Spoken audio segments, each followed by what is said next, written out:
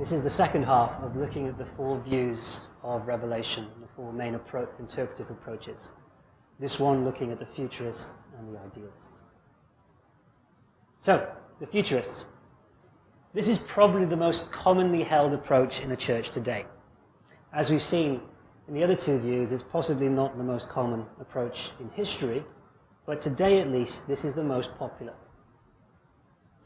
Though in the scholarly world, its popularity would be decreasing rather than increasing.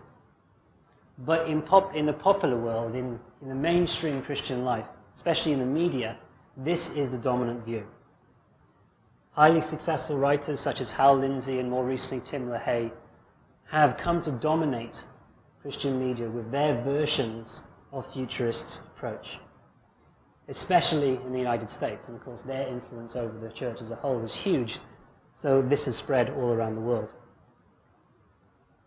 In fact, it's so popular that many Christians, and I suspect the vast majority of non-Christians, would think that this is the only approach to Revelation, that the only way to view the book is to see it as events described in the future. There are, in fact, two different main types of historicist approach. And I'll deal with the first, the dispensationalist first, though this is the youngest one. Dispensational theology was developed in the 19th century in England, in Plymouth. Writers such as Darby, Schofield began this approach. It's not just looking at the end times, it's a theological system to look at all of history and all of the Bible. It's very similar to the old Jewish idea I talked about before, about the 7 ages of time. It grew out the Plymouth Brethren movement, and what they did is they divided history up into these 7 ages or 7 dispensations. And the idea is that God deals with his people differently depending on the dispensation, depending on the age that they're in. For dispensationalists, we now live in the dispensation of grace, or the church age. And the way God deals with humanity now is different than it was in the dispensation of law, under the Old Covenant, or the dispensation for Adam, or the dispensation for the patriarchs. God dealt with it differently depending on the time in history, depending on the dispensation. Of course, it's most popular because of its view of the end times. Its view of the end of the church dispensation, and then the beginning of a new dispensation, which is what we see in Revelation. Tied up with these ideas is this idea amongst dispensationalism that there are two peoples of God. You have the church and you have Israel, and they are separate. So in Revelation, dispensationalists see the church being removed from the picture in the rapture. And then God then turns again to his other people, Israel, and the saints described in Revelation on earth would be Jews, not the church.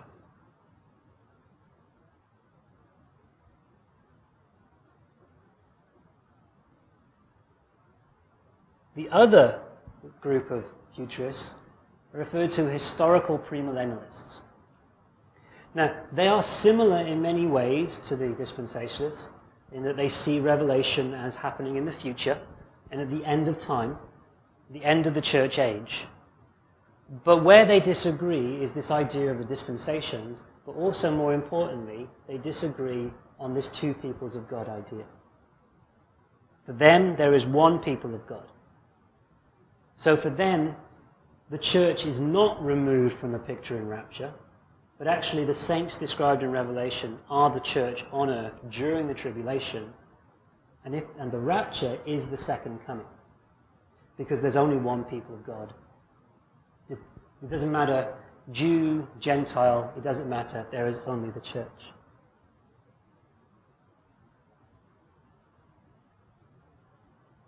So if you like, these two groups, they share similar views of what will happen, but they argue about who it will happen to.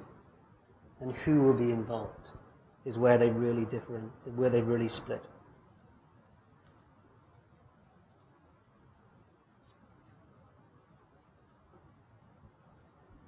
Like I said, historical premillennialists are older. The dispensationalists are new, only 150 or so years old. The historical premillennialists, they argue they've been going right from the beginning of the church. And they would say that many of the church fathers would hold to their view. Futurists tend to split this book into three parts. Taking this from 1:19, where John is told to write down what you have seen, what is, and then what is to take place after this.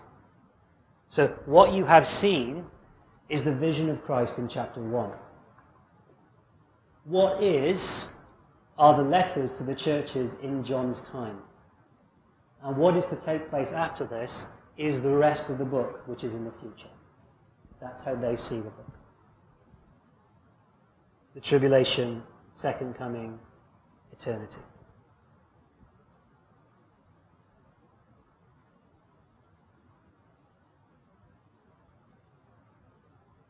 One of the things that futurists tend to do more than the other views is to take things as literal as possible.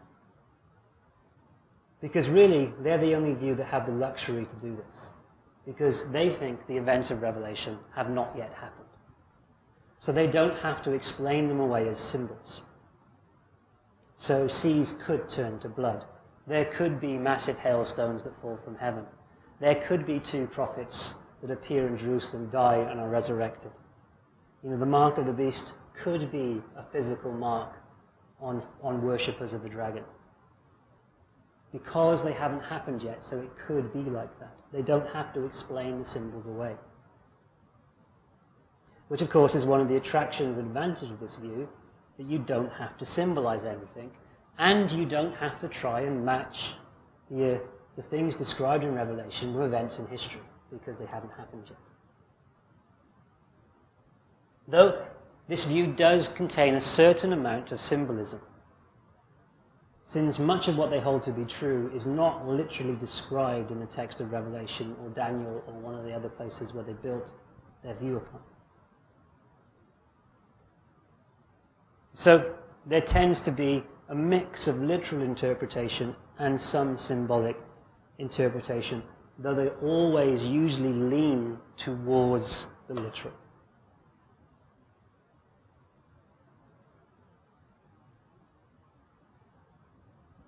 Another appeal of this view is that generally people like to know the future. They like to know what will happen. That intrigues us.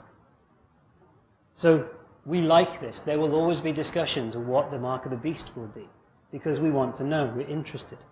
Even if it will never affect us personally, we want to know the future. And this view gives us those answers. This is probably why this view is so popular. It scratches an itch all of us have. A major criticism leveled at futurists, though, is this idea of a newspaper exegesis. Though I suppose you really should change that to internet exegesis today. The idea is that interpreters finding events, the events in Revelation, and matching them to major events of what happens right now. So when we see things happen in the world, futurists will say, this is the beginning of Revelation. It's beginning to start. It's happening. For example, many futurists got very excited in 1948 when the modern state of Israel was formed, because it gave a background to what they think will happen in Revelation. Or when rumors started spreading in the 60s that China had a militia capability of 200 million men, which was very similar to Revelation. Or when there was rumors of Russians building a dam on the Euphrates. So the idea that people find support for their view in the headlines of their day.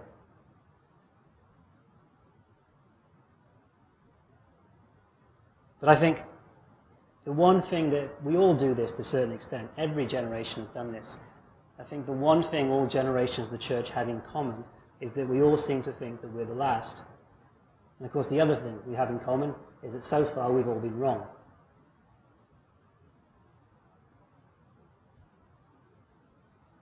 Again, some will point to, like the preterists, suspicion of futurism roots.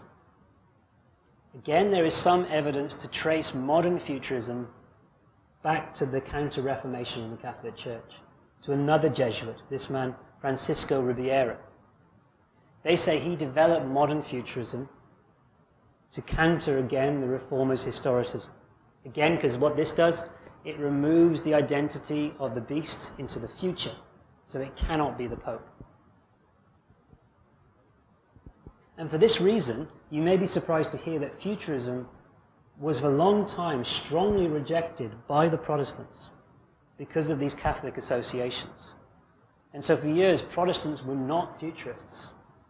It wasn't really until Darby and the others developed dispensational theology, and that introduced futurism and made it popular again in the Protestant church.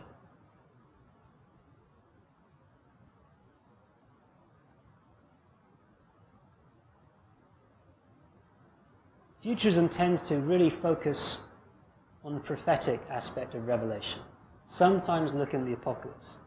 But one of its criticisms, I think probably its biggest one, is it almost ignores the fact that this is a letter. If, as futurists say, all of these events are way off into the future in the end of time, what real relevance does that have to these 7 churches, who these visions were for? If these visions were for these 7 churches, then what has this end of time got to do with them? How is it relevant to them? How is it an encouragement to them? How is it uplifting? How does it console them and give them hope? In fact, if you take the dispensationalist view, the church is not involved in this story after chapter 4. It's off in heaven. So again, what is the relevance to these churches if it's telling a story where the church isn't involved? Of course, another criticism is it hasn't happened, so you can't test it.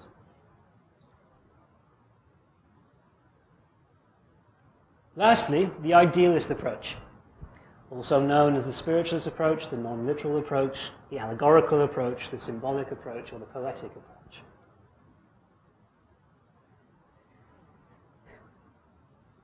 The idea behind this is that Revelation is not to be understood as predicting actual historical events, be they past, present, or future. But rather, it's a picture of the themes, the principles of the struggle between the good and evil, between the church and its oppressors throughout all of time.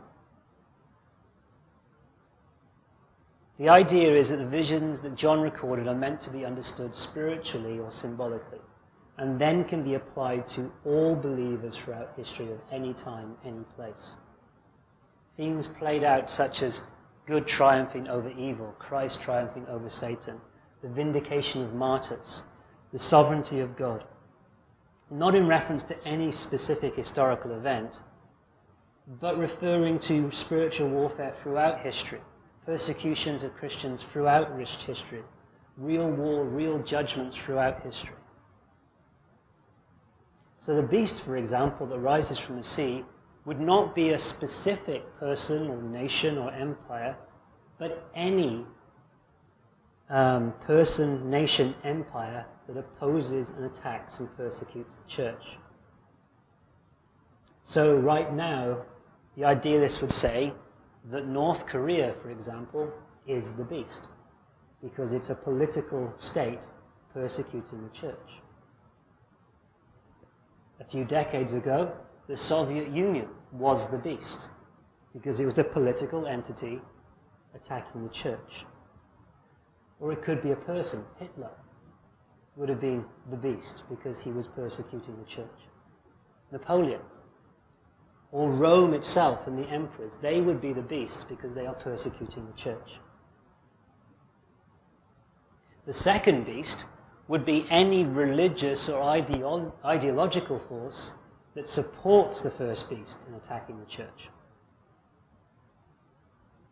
So, if you take the Soviet Empire as example, the Soviet Empire itself would be the first beast, but communism would be the second.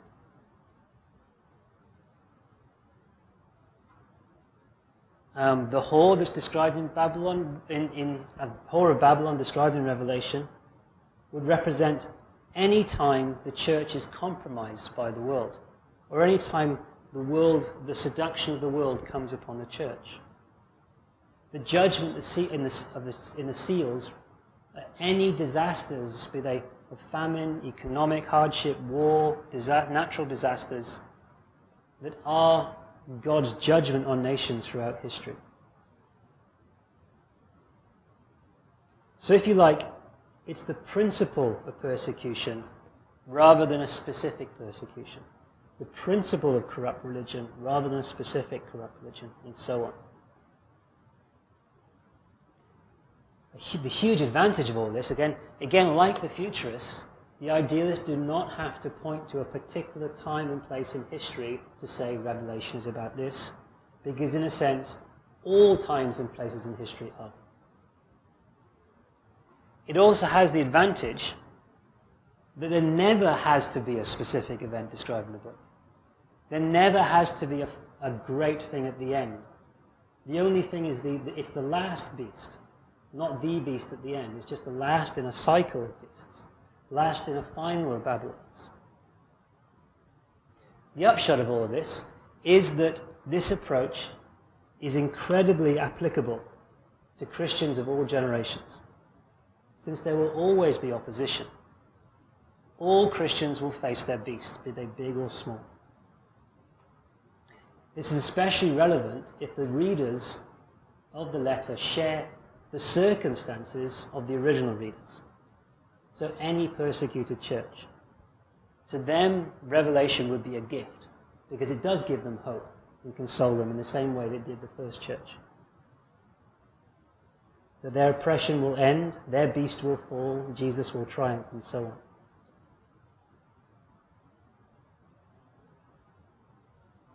Interestingly enough, under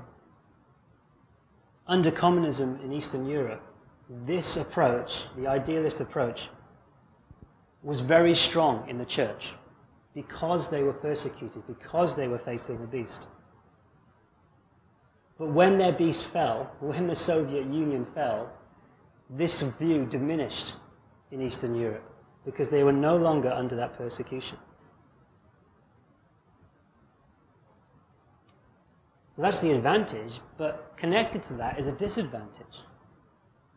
Because it does seem to be contradicting the fact that the book does appear to be predicting events in history that will soon take place. And so it doesn't give the primary focus on these original readers. It also pretty much denies the prophetic side of Revelation, because it's saying it's not really a prophecy, it's more of a principle. So the main focus for the idealist would be apocalyptic literature and applicability. And this does seem to contradict the prophetic and letter side of Revelation. Now, to their credit, idealists know this weakness. And what they tend to do is to combine the prophetic elements of different views to their own. The most common way they do this is to combine the Roman elements of the preterist view to their own. So what they would say is that John talked about his own beast, his own Babylon, and that was Rome and the Roman system, the emperor worship and the persecution that Rome was given to the church, and so on. So that's what the language that John wrote in is, in the language of Rome. But then these Roman images can be applied to all generations of the church that follow.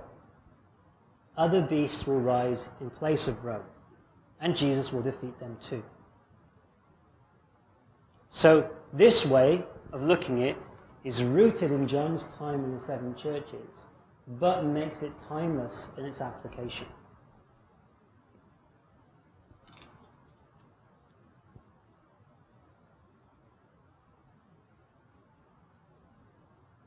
Another criticism of this approach is that although it does seem to be acknowledging apocalyptic literature, it does seem to go against all their other understanding of apocalyptics. So, for example, The beasts in Daniel represent real empires.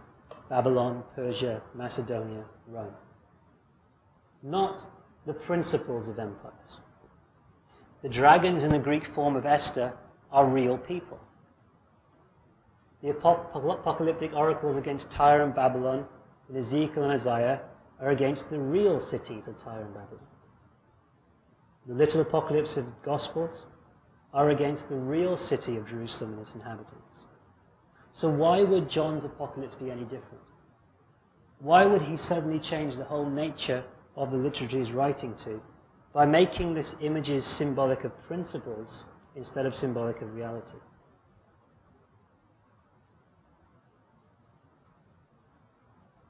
Okay, so those are the four main views of Revelation, the four main interpretive systems. Each of them has strong advantages and strong disadvantages. I must admit, I do have a particular leaning, which actually has been strengthened the more I study and the more I teach Revelation. If that has come out so far in my teaching, I do apologize. The last thing I want to do is to make you lean to any of the views. I want you to make your own decision. To make up your own mind. I want to give you as much information as I can for you to make up your own mind about these views, based, of course, on solid observation and interpretation. Don't throw away all that you've learned in the rest of this course just because you're studying Revelation. Apply the same principles you've used so far. I will give you as much information as I said as I can, hopefully without bias, so that you can make the best conclusion you can. But don't worry about it equally. You don't have to follow one particular view, and you don't have to decide which view is right just after doing this course. You can make your entire life coming up with a decision on this. There's so much to learn. And in fact, there's great wisdom in choosing elements from different views. The pick and mix view is a good option. But also I would say, just to close this part, these views are not gospel. These are views of Scripture. They are not Scripture themselves. So remember, this is not definitive. These are not the only four options that you have to have on this book. And you have to be forced in one of them, and you have to believe wholeheartedly as if they are part of Scripture. They are not. They are just interpretations of one part of Scripture. Revelation is the most important thing, not the views of others.